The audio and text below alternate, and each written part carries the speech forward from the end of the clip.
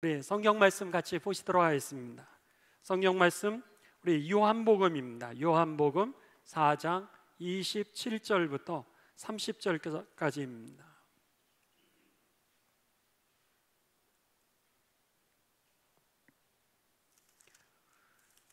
요한복음 4장 우리 27절이 제가 가진 성경으로는 신약 성경 148면 어간에 있습니다. 우리 요한복음 4장 27절부터 30절까지 같이 봉독하십니다. 이때 제자들이 돌아와서 예수께서 여자와 말씀하시는 것을 이상히 여겼으나 무엇을 구하시나이까? 어찌하여 그와 말씀하시나이까? 묻는 자가 없더라. 여자가 물동이를 버려두고 동네로 돌아가서 사람들에게 이르되 내가 행한 모든 일을 내게 말한 사람을 와서 보라. 이는 그리스도가 아니냐 하니 그들이 동네에서 나와 예수께로 오더라. 아멘. 우리 오늘 이 말씀을 통하여서 우리들은 요한복음 4장 27절과 30절을 가지고 가서 복음을 전하라 라고 하는 그런 제목을 가지고 하나님의 은혜를 나누고자 합니다. 자, 여러분들 저를 따라서 같이 선포하도록 하겠습니다. 가서 복음을 전합시다. 가서 복음을 전합시다. 복음을 전하는 삶이 되시기를 주님의 이름으로 축원합니다. 우리들이 예수님을 믿고 나서 이제 두 가지 중에 한 가지를 하면서 우리들이 살아가고 또 두 가지를 다 하시는 분들도 있습니다. 첫 번째는 우리가 가서 복음을 전하든지 혹은 제자를 삼는 일을 하고 살아간다라고 하는 겁니다. 예수님을 믿고 난 이후에 자동적인 열매가 주어지게 되는데 그 열매는 뭐냐면 가서 복음을 전하거나 아니면 우리들의 삶의 영역에서 한 사람, 두 사람 그렇게 제자를 양육하는 일을 하고 살아간다라고 하는 겁니다. 그런데 문제는 우리가 어떻게 가서 복음을 전할 수 있는지, 어떻게 제자를 양육할 수 있게 되는지, 그 어떻게 그런 일을 할 수 있는가가 오늘 우리들의 관심사라고 하는 겁니다. 그런 면에서 오늘 본문 말씀은 바로 우리들의 이 질문, 어떻게 하면 우리가 복음을 전할 수 있고 어떻게 하면 우리가 제자를 세울 수 있을까라고 하는 이 질문에 대하여 대답해 주시는 말씀이 오늘 본문의 말씀인 것입니다. 오늘 본문 말씀에는 이제 예수님이 예루살렘에서 자라나셨던 갈릴리로 가시게 됩니다.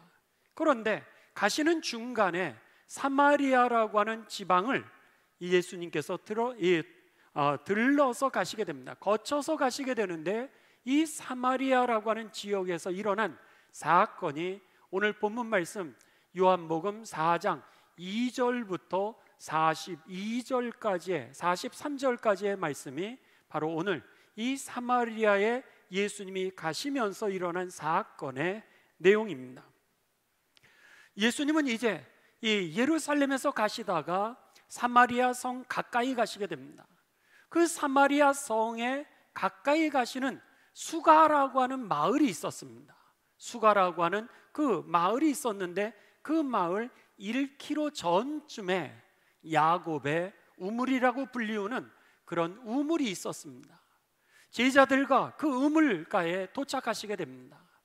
제자들은 그 우물가에서 예수님은 그 지친 몸을 쉬시고 그리고 제자들은 1km 떨어져 있는 수가라고 하는 그 마을로 들어가서 음식을 사러 가게 됩니다. 지치고 피곤하였으니 음식을 사서 그곳에서 이제 물과 함께 그 음식을 먹기 위하여 그곳에 예수님이 앉으셨던 겁니다. 그러던 이 예수님이 쉬는 자리에 사마리아 한 여인이 물을 길러오게 되는데 이 야곱의 우물은요 깊이가 무려 32m나 되는 깊은 우물이었습니다. 그러니까 두레박을 가지고서 32m나 되는 이 깊이 있는 물을 갖다가 기르기 위해서 줄을 길게 이제 내려가지고 물을 기르고 그리고 그것을 항아리에 담아가지고 이제 집으로 가져갈 수밖에 없는 그런 이 우물이었는데, 사마리아 여인이 이 우물에 와서 이 물을 길러온 겁니다. 그때 예수님께서 이 여인에게 부탁을 하게 됩니다. 저에게 물 한 잔을 이제 주실 수 있겠습니까? 물을 길러서 항아리에 담는 이 여인에게 물 한 잔을 나에게도 주실 수 있겠냐라고 이렇게 물었던 겁니다. 이때 이 여인이 깜짝 놀라게 되면서 예수님에게 이렇게 대답을 합니다. 요한복음 4장 9절입니다. 사마리아 여자가 이르되 당신은 유대인인데 어찌하여 사마리아 여자인 나에게 물을 달라 하나이까 하니 이는 유대인이 사마리안과 상종하지 아니함이로라 그랬습니다. 이 여인이 그런 거예요. 당신은 유대인인데 사마리아 사람인 나에게 왜 물을 달라 그러죠? 그러고 나서 그 당시에는 유대인들이 사마리아 사람과 상종하지를 않았다, 이렇게 기록을 하고 있습니다.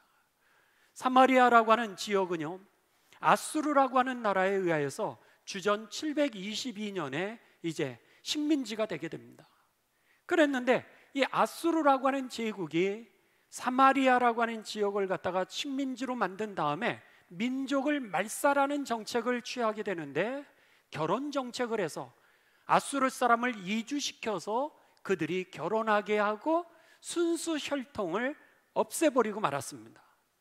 그러다 보니까 순수 혈통을 주장하고 있었던 유대인들이 보니 사마리아 지역에 살고 있었던 유대인들이 혼혈화가 되고 말았던 거죠. 그러니까 저들은 부정하다라 그래서 그들과 더 이상 상종하지 않기를 시작했던 겁니다. 지금 이 여인이 그런 겁니다. 아니, 유대인들은 사마리아 사람들을 상종도 하지 않으면서 부정한 사람을 취급하는데 당신은 유대인이면서 어찌하여 나에게 물을 달라고 이렇게 요청하시는 겁니까? 하면서 유대인과 이 사마리아 사람들의 갈등의 문제를 이 여인이 얘기하게 됩니다. 그랬는데 예수님이 이 여인은 갈등하는 관계에 집중을 했는데 예수님은 이 여인에게 그것에 대하여 대답하지 아니하시고 이렇게 말씀하십니다. 요한복음 4장 10절입니다. 예수께서 대답하여 이르시되 네가 만일 하나님의 선물과 또 내게 물 좀 달라고 하는 이가 누구인 줄 알았다라면, 이렇게 얘기를 합니다. 이 얘기는 뭐예요? 너가 지금 내가 누구인지를 모르는구나, 그런 말씀이죠. 만일 내가 누구인 줄 알았다면, 또 하나님이 나를 통하여서 너에게 주는 선물이 무엇인지를 알았더라면, 그러면서 예수님이 지금 10절에 뭐라 그래서 반대로 내가 나에게 무엇을 해달라고 이렇게 요청했을 것이고, 그러면 내가 너에게 생수를 주었을 것이다, 이렇게 말씀하고 있는 겁니다. 그러니까 지금 이 사마리아 여인에 대해서 예수님이 뭐라 그러시면 내가 누군지를 모르는구나, 그리고 나를 통하여서 하나님이 주시는 선물을 너가 모르는구나, 이렇게 말씀하시면서 내가 누구냐면 바로 생수를 주는 사람이야, 이렇게 말씀하고 있는 겁니다. 항아리, 우물 안에 있는, 그냥 항아리 안에 있는 고인물을 너에게 주는 그런 사람이 아니라 생수, 흐르는 물, 영원히 마르지 아니하는 그 물을 주는 사람이 바로 나야, 이렇게 예수님께서 말씀하고 있는 겁니다. 이 얘기는요, 예수님이 생수를 주신다라고 하는 이 말씀은 생명을 주신다라고 하는 그런 말씀입니다. 그 열대 지방에서 우물가에서 퍼올리는 물이 얼마나 귀합니까? 그러니까 그 우물을 통하여서 그들이 물을 마시게 되면서 살 수 있게 되는 거예요. 그런데 예수님이 그 우물가에서 나는 너에게 생수를 주는 사람이야, 이렇게 말씀하신다라고 하는 것은 예수님이 우리에게 생명을 주는 사람이야, 이렇게 말씀하고 계시는 겁니다. 여러분, 그러기에 예수님을 만나면 어떻게 된다는 거예요? 생명을 만나게 된다라고 하는 그런 의미를 지금 예수님이 말씀하고 계시는 것입니다. 여러분, 우리들이 믿는 예수님이 누구신가에 대하여 성경은 분명하게 가르쳐 주는데요, 영원히 목마르지 아니하는 생명을 주시는 분이 우리가 믿는 예수님이심을 확실히 믿게 되시기를 주님의 이름으로 축원합니다. 그래서 예수님을 만나면은 생명을 만나게 되면서 저들에게 구원이 임하게 되는 거예요. 하나님의 생명이 우리들에게 예수님을 통해 주어지게 되면서 하늘나라에 들어가기 합당한 생명이 주어지는 겁니다. 그러면서 우리가 영원한 하나님 나라에 들어가게 되었던 것이죠. 결국 이 말씀은 예수님이 누구시고 예수님을 통하여 하나님이 무엇을 주시는지 이것을 갖다가 이 여인에게 가르쳐 준 겁니다. 그랬는데 이 여인이 이것을 알지 못하고 이제 오해하기를 시작합니다. 그러면서 예수님에게 오늘 본문 말씀 바로 앞에 4장, 요한복음 4장 12절에서 13절에 이렇게 두 가지의 질문을 합니다. 첫째, 12절입니다. 우리 조상 야곱이 이 우물을 우리에게 주셨는데, 첫 번째 질문은 무슨 얘기냐면, 야곱은 우리들에게 우물을 주셨는데 그럼 다른 우물이 또 있는 겁니까? 이렇게 얘기하는 거예요. 영원히 목마르지 아니하는 물을, 생수를 너에게 주겠다, 이렇게 말씀했더니 이 사마리아 여인이 오해를 하면서, 아니, 이 우물물 말고도 샘물이 나오는 그런 다른 우물물이 있는 겁니까? 이것이 첫 번째 질문이고요. 또 12절 계속 갑니다. 여기서 자기와 자기 아들들과 짐승이 다 마셨는데 당신이 야곱보다 더 크니까? 두 번째 질문은 뭐냐면, 당신이 야곱보다 더 큰 사람입니까? 이 얘기는 뭐예요? 야곱이 우물을 팠습니다.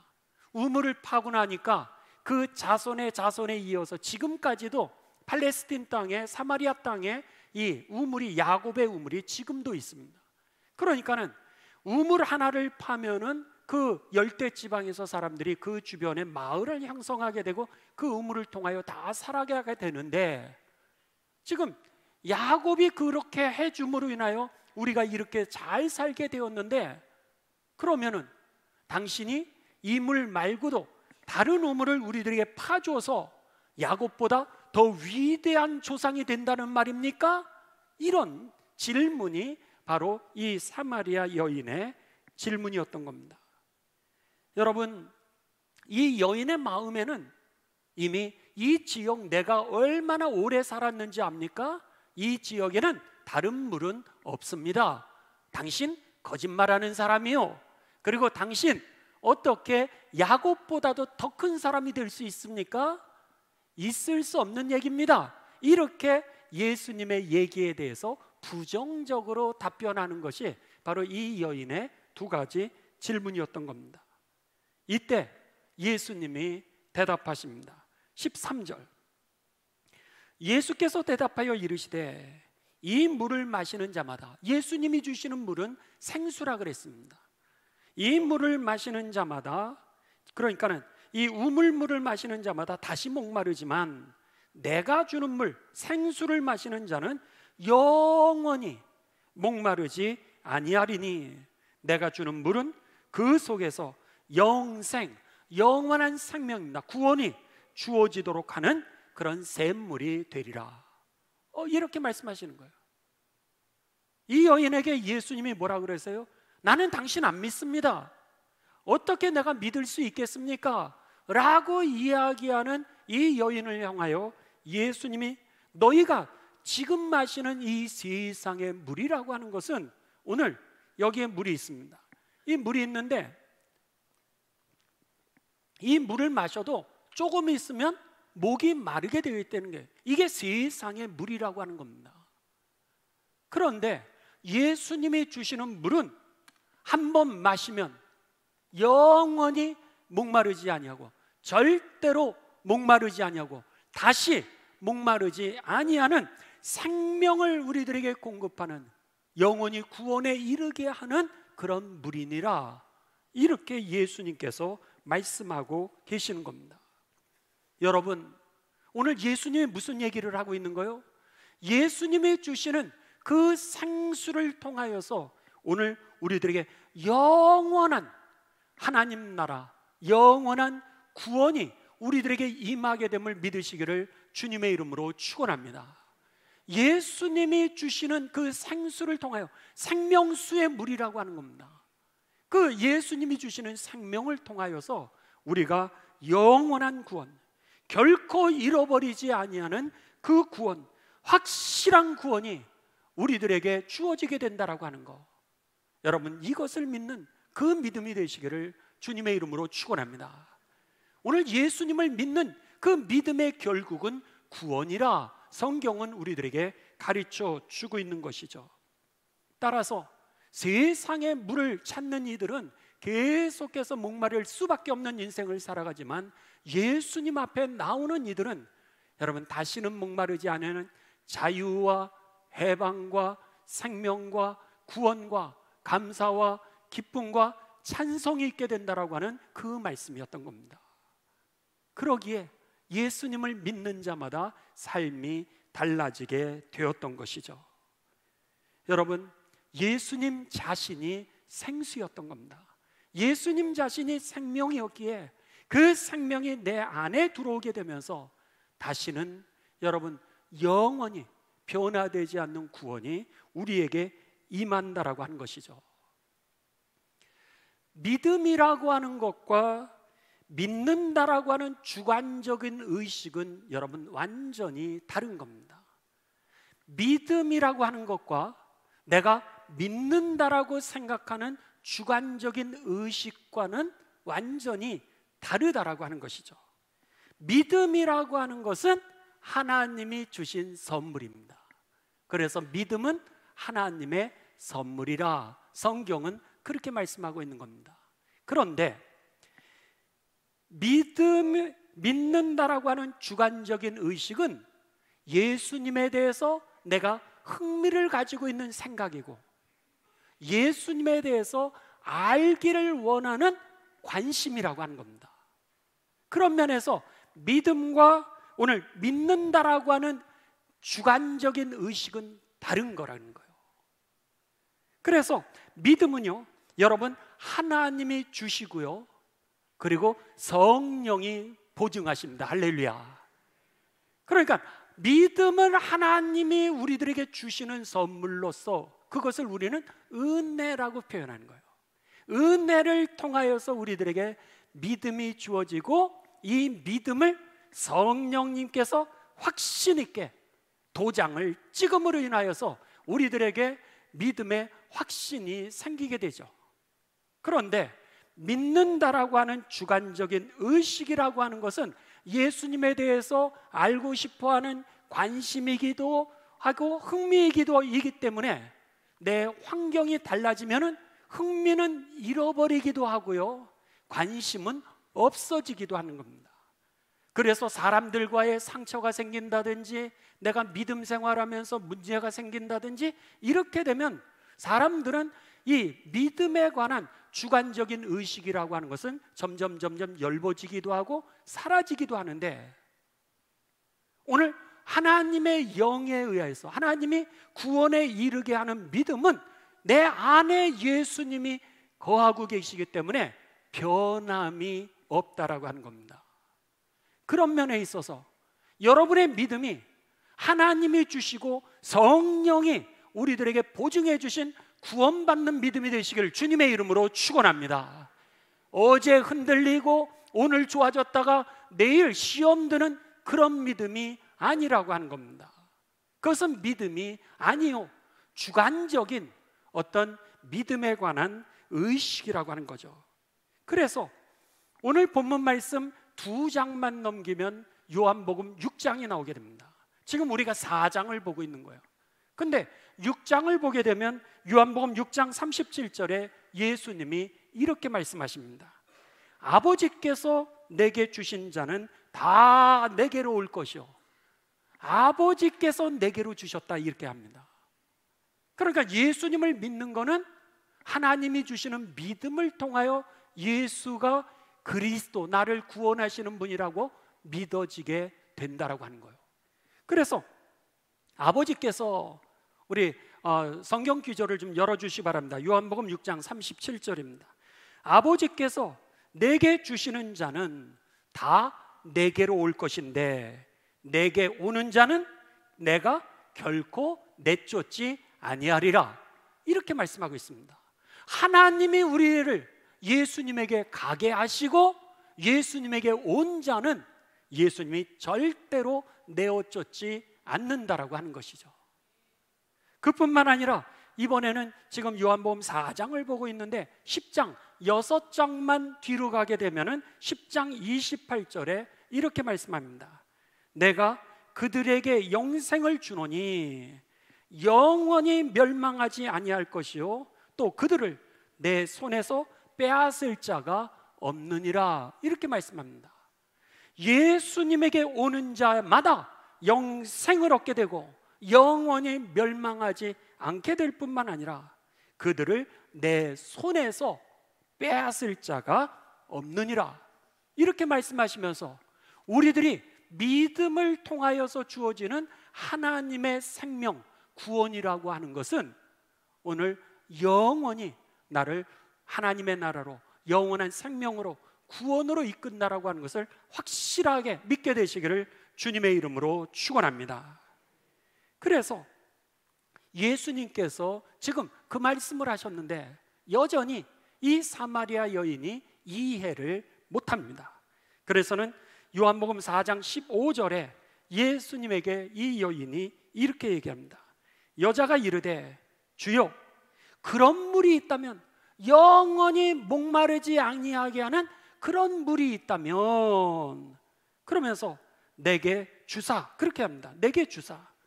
그래서는 목마르지도 않고 다시는 여기로 물을 길러 오지도 않게 하옵소서.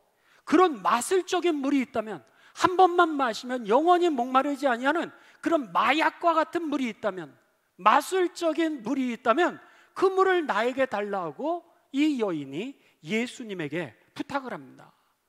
예수님이 생수라고 하는 생수 자체, 생명이라고 하는 그 자체를 이 여인은 이해를 하지 못하니까 그런 물이 있냐고, 마술적인 물, 마약과 같은 그런 물이 있으면 저에게 좀 주세요, 이렇게 이 여인이 예수님에게 묻는 겁니다. 그러자 예수님이 전혀 알아듣지를 못하는 이 여인에게 다시 이렇게 말씀하십니다. 16절 이르시되 가서 네 남편을 데려와라. 이 여인에게 내 남편을 데려오라는 거예요. 아무튼 이 여인에게 가족의 문제가 있었습니다. 그러자 자기의 그 삶의 부끄러운 모습을 드러내지 않기 위해서 이 여인이 근본적인 이 예수님의 물음을 비켜갑니다. 뭐라 그래요? 오늘 17절에 여자가 대답하여 이르되 나는 남편이 없나이다. 그러면서 예수님이 남편을 데려오라, 그러니까 그 대답을 회피하게 됩니다. 그러자 예수님께서 이렇게 17절 계속해서 봅니다. 여자가 대답하여 이르되 나는 남편이 없나이다. 그러니까 예수께서 이르시되 네가 남편이 없다고 하는 말이 옳도다. 너에게 남편 5이나 있었고 지금 있는 자도 네 남편이 아니니 네 말이 참되도다, 맞도다, 이렇게 얘기하시는 거예요. 이 여인에게 남편을 데려와라 그랬더니 이 여자가 깜짝 놀란 거예요. 이 사람이 우리 가족사를 어떻게 알지? 그러면서 자신의 가지고 있었던 마음속의 그 부담을 이제 몰래 숨기는 거예요. 나는 남편 없는데요? 그랬더니 예수님이 더 쑥 들어가신 거예요. 그래? 네 말이 맞도다. 너는 남편이 5명이나 있었고 지금 6번째 사는 남편하고 사니 이 사람도 진정한 내 남편이 아니구나. 이 여인이 그 가지고 있었던 아픔을 예수님이 드러냈던 겁니다. 유대의 그 당시의 관습에 의하면 여인이 재혼을 할 수 있는 그 범위는 3번까지였습니다. 2번 내지 3번까지는 이 결혼을 허용했어요. 근데 이 여인은 5번을 결혼하고 지금 6번째 남편하고 살고 있는 겁니다. 그러니까 유대인들 사이에서 이 여인은 부정한 여인으로 그를 갖다가 이제 아마 그렇게 생각했을 겁니다. 그러다 보니까 이 여인은 공동체에서도 비켜서 그 사람들 만나기 싫은 거예요. 마을 사람들이 자기를 인정 안 하니까. 그러니까 대낮 12시에 때학때 때 그 열대 기후 속에서도 우물가에 와서 물을 길러 나왔던 것이죠. 예수님이 그 사건을 지금 이야기하고 있는 거예요. 이 여인은 어쩌면은 여러분 우리들의 인생을 대변하고 있는지도 모릅니다. 이 여인이 오죽하면 6번 결혼했겠습니까? 갈아치우는 거요. 마음에 들지 않는 거요.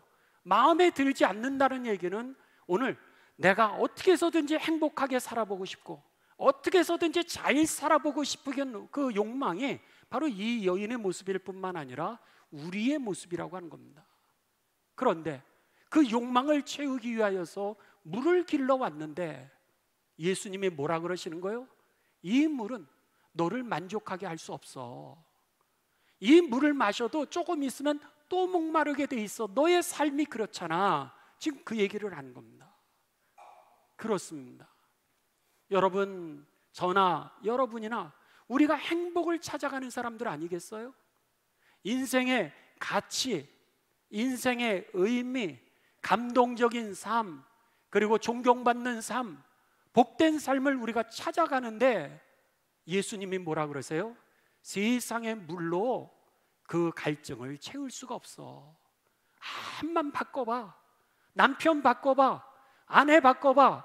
자녀 바꿔봐. 환경 바꿔봐. 직장 바꿔봐. 만나는 사람 바꿔봐. 그렇다라 그래서 잘 사라지는 게 아니야. 거기에 행복이 있고 거기에 인생의 의미를 찾고 감동적인 삶이 되는 게 아니야. 지금 예수님이 그 말씀을 하고 계시는 겁니다. 이 여인 그 아픔을 예수님이 지금 드러내고 있었다는 거죠. 이 여인이 깜짝 놀랐습니다. 자기의 과거를 알고 있는 이 사람은 보통 사람이 아니구나 이렇게 생각하자 이 여인이 예수님에 대하여 이렇게 얘기합니다. 19절입니다. 내가 보니 당신이 선지자군요 이렇게 얘기합니다. 여기에 뭐라 그러냐면 주요, 내가 보니 여기에 주요라고 하는 것은 예수님을 나의 구세주로 영접했다라고 하는 그런 얘기가 아니라 선생님이시군요 이런 표현입니다. 존칭어입니다. 당신이 내 삶을 아시는 거 보니까 아마 점쟁이처럼 아니 꿰뚫어 보시나 보죠? 선지자인가 봐요. 지금 그렇게 얘기를 하는 겁니다. 이 사람이 보통이 아니네? 여기까지 지금 이 여인이 맨 처음에는 이 사람 거짓말장이네? 이 정도였다가 요번에는 이 예수님을 만나고 얘기하면서 이 사람 보통이 아니네? 이런 정도까지 이제 마음이 열린 겁니다. 그렇지만 이 여인이 아직 예수님이 누군지는 확실히 모르는 거예요. 예수님을 통해서 주어지는 게 뭔지를 이 여인은 알지 못했다라고 하는 겁니다. 그러면서 선지자로 이해를 한 이 여인은 예수님에 대해서 종교적인 얘기를 또 하게 됩니다. 20절입니다. 우리 조상들은 이 산에서 예배하였는데 당신들의 말은 예배할 곳이 예루살렘에 있다 하더이다 이렇게 얘기를 합니다. 당신 선지자죠? 그러면서 뭐라 그러냐면 우리 사마리아 사람들은 예배 장소가 이 그리심산이라고 하는 곳으로 얘기를 하는데 유대인들은 예루살렘에서 예배를 해야 된다라고 그렇게 주장하는데 무엇이 맞습니까? 이렇게 예수님에게 물었습니다. 그러자 예수님이 21절 22절 이렇게 말씀합니다.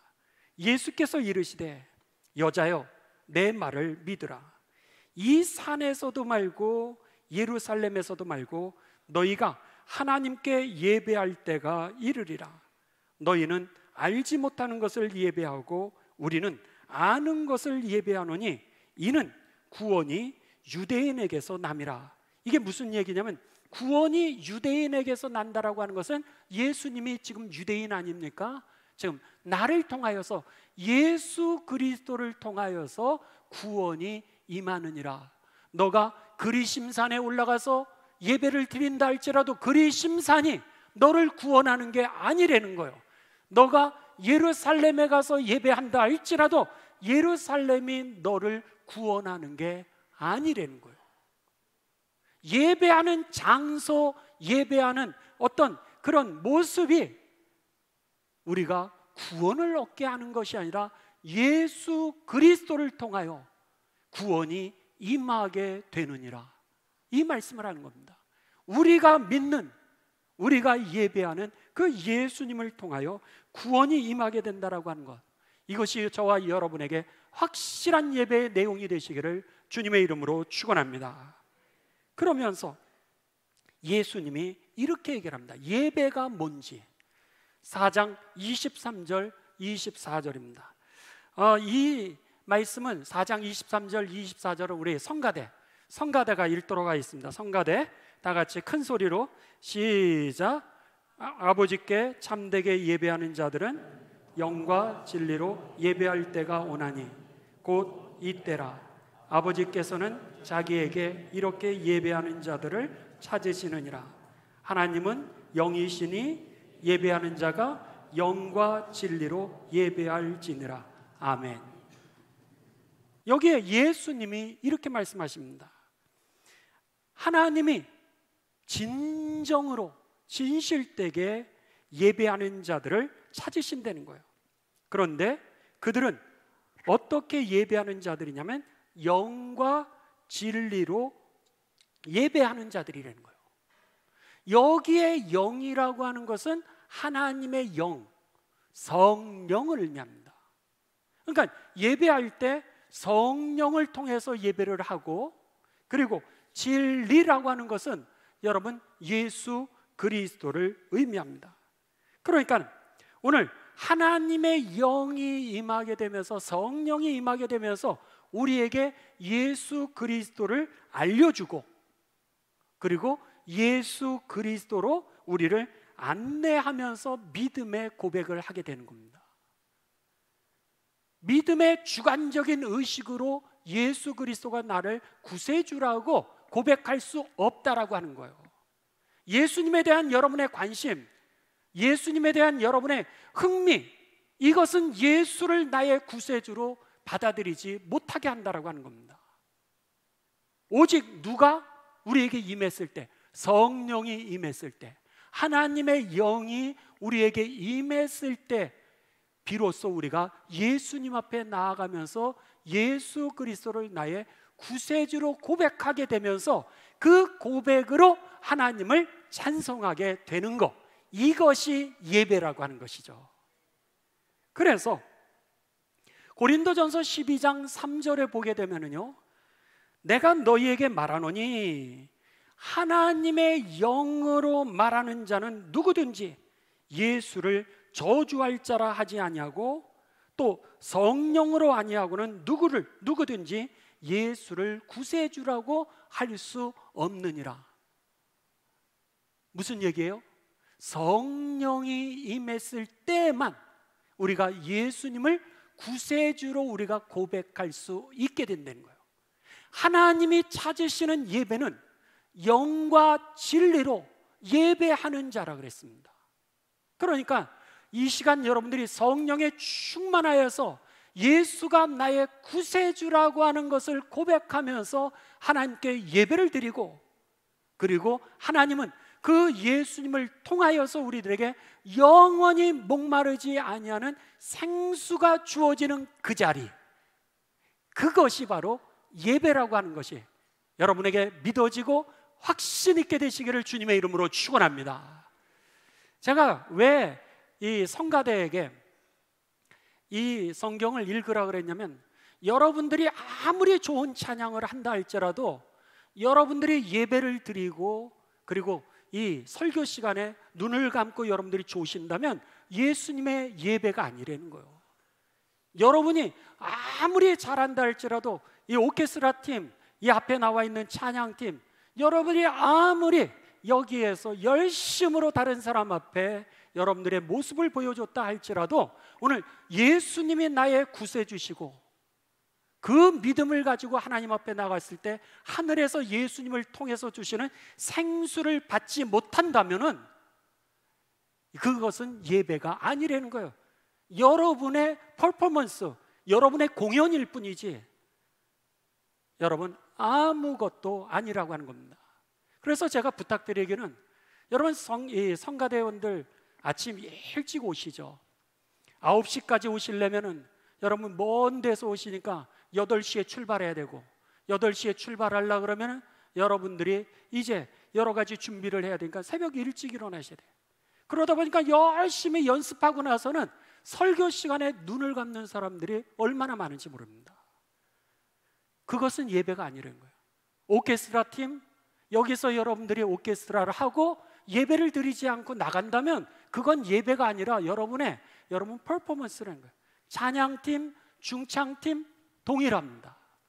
예배라고 하는 것은 성령이 인도하시는 그 믿음을 가지고서 예수 그리스도가 나의 구세주로 고백하면서 예수님을 통해서 생수, 구원의 생명이 임하는 그 자리가 예배인 것을 믿으실 주님의 이름으로 축원합니다. 그러기에 여러분들 아무리 피곤해도 여러분들이 눈을 뜨십시오.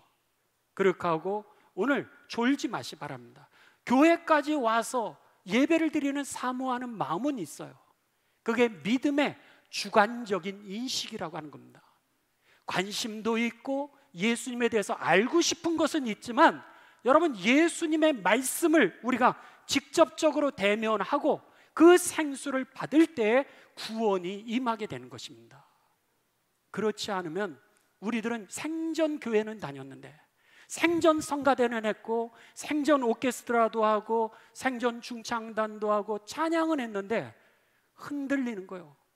시험만 오면 흔들리고 환경만 달라지면 흔들리고 언제 예수님을 믿었냐라고 하는 그런 생각에 들어서는 자녀도 교회도 못 다니고 나도 교회를 안 다니는 적이 얼마나 많은지 모릅니다. 오늘 예수님은 그 말씀을 하시는 거예요. 하나님이 찾으시는 사람은 신령과 하나님의 영으로 그리고 예수 그리스도를 나의 구세주로 고백하는 그 믿음을 가지고 하나님께 예배를 올려드리고 하나님의 생수가 우리들에게 주어지는 그 자리, 하나님이 찾으시는 예배라고 하는 것이죠.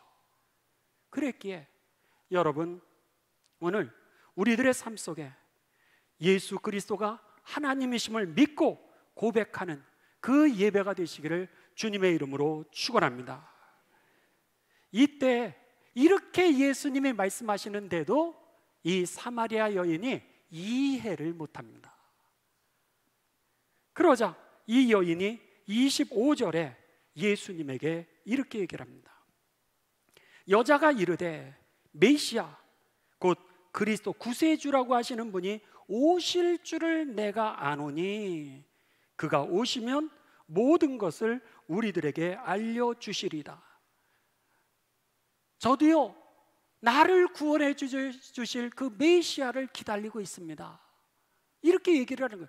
지금 예수님은 나를 통하여서 생명이 너에게 주어지고 구원이 임한다라고 말씀하고 계시는데 이 여인은 여전히 이해를 못하는 거예요. 아, 구세주가 오시는 그날 저도 그런 예배를 드리기를 원합니다. 이렇게 이 여자가 동문서답을 하고 이해를 못하는 거예요.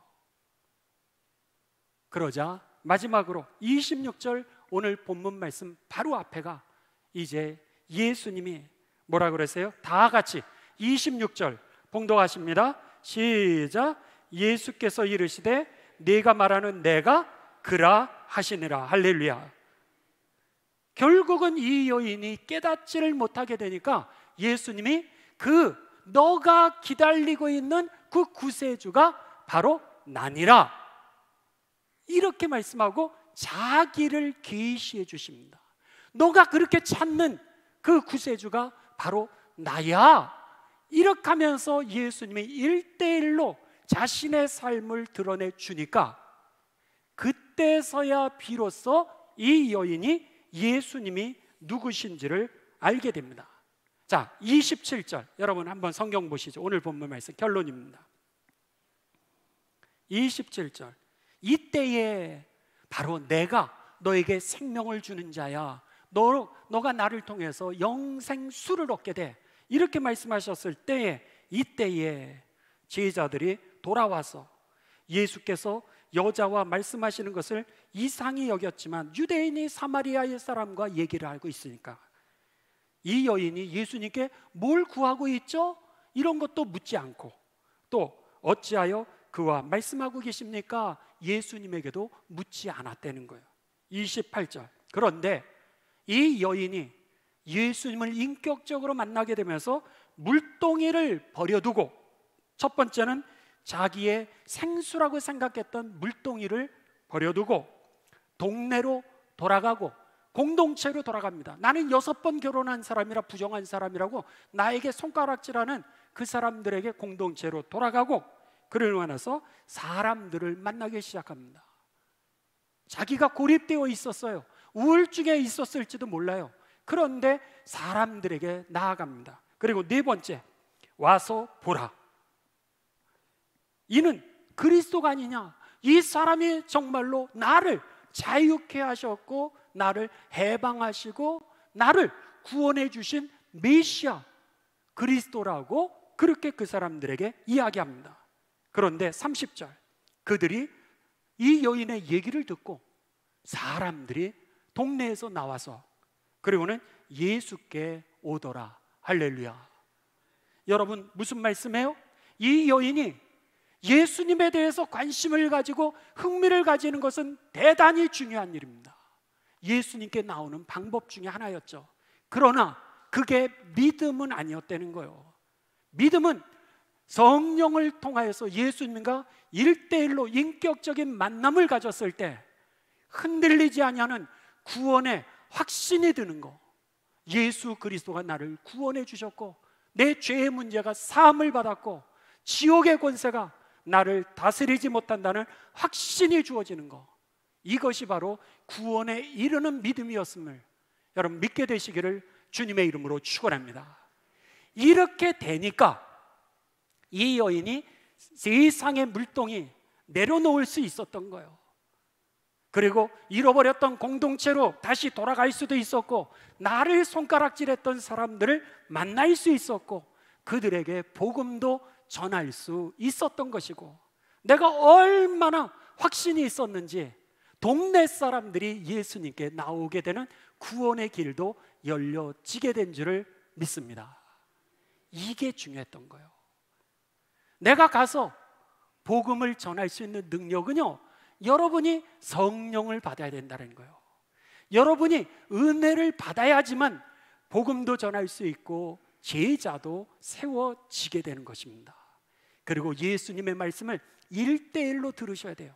예수님의 말씀, 내가 바로 그니라 라고 하는 예수님의 말씀을 인격적으로 우리들이 받을 때 확실하잖아요.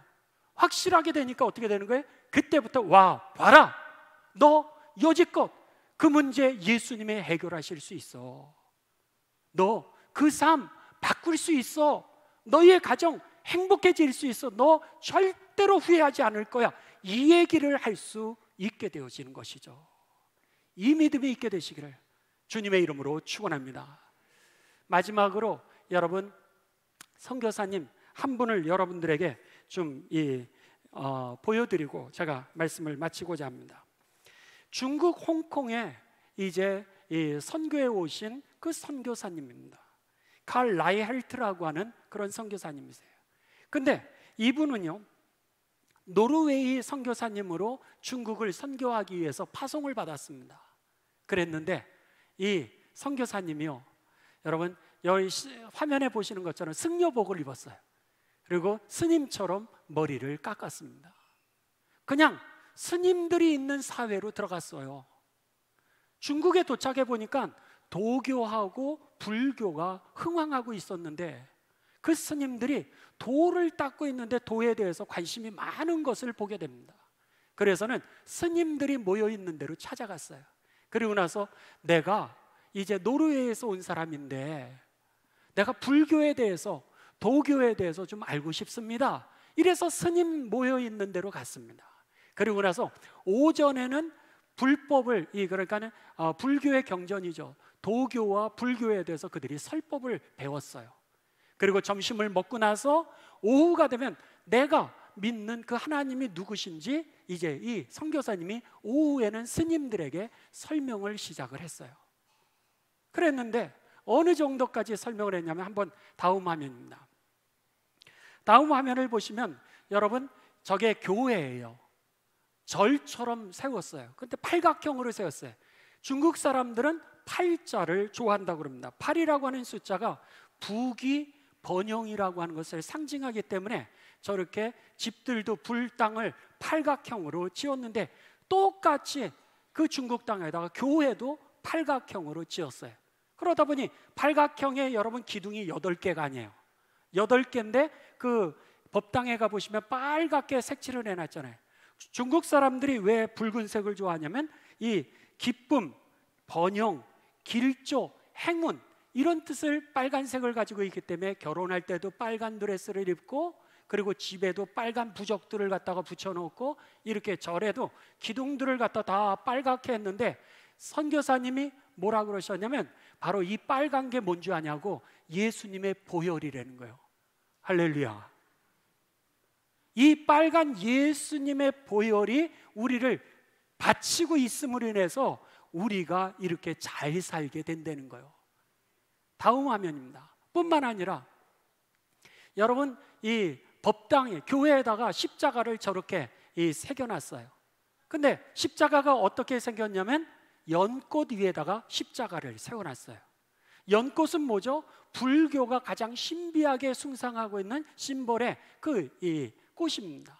연꽃이라고 하는 것은 진흙탕에서 자라나기는 하지만요, 그럼에도 불구하고 이것이 여러분 아름다움을 결코 더럽히지 않으면서 물 위에서 피어난다라고 해가지고 이것을 깨달음, 정화, 이런 뜻으로 해서 불교에서는 이것을 상징적인 신비의 꽃으로 이제 받아들이고 있는 겁니다.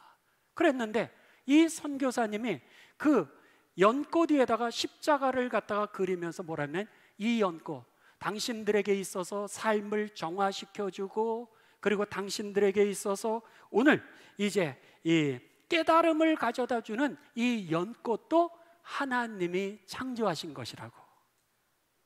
그래서 이 피조물, 여러분을 행복하게 만들고 여러분을 정화시켜주고 깨끗하게 만드는 것도 하나님이 주신 피조물이고, 그리고 바로 하나님이 주신 선물이라 그러면서 당신들이 여지껏 찾는 그 돈은 바로 내가 믿는 하나님 그분 예수 그리스도라는 거. 할렐루야.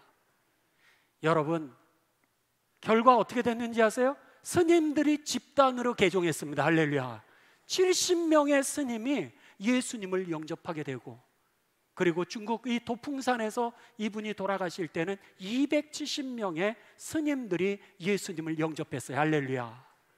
이거는 뭐 제 이야기가 아니라 여러분들 홍콩 가서 확인하시기 바랍니다. 인터넷에도 나와 있고요. 여러분 이 사진도 그대로 찾으실 수 있습니다. 제 이야기가 아니에요. 이 정도 믿으면 돼야죠. 오전에 불당의 집회에 가서 이 불교의 경전을 들으면서 하나님이 누구신가를 그들에게 설명해서 스님이 돌아오시게 할 수 있는 거, 스님이 구원받게 할 수 있는 이 능력은 1대1로 인격적으로 하나님의 확실한 믿음이 아니면 어떻게 그 일을 하겠습니까? 여러분, 그렇습니다. 오늘 우리들에게 있어서 예수님이 누구신가를 알아야 돼요.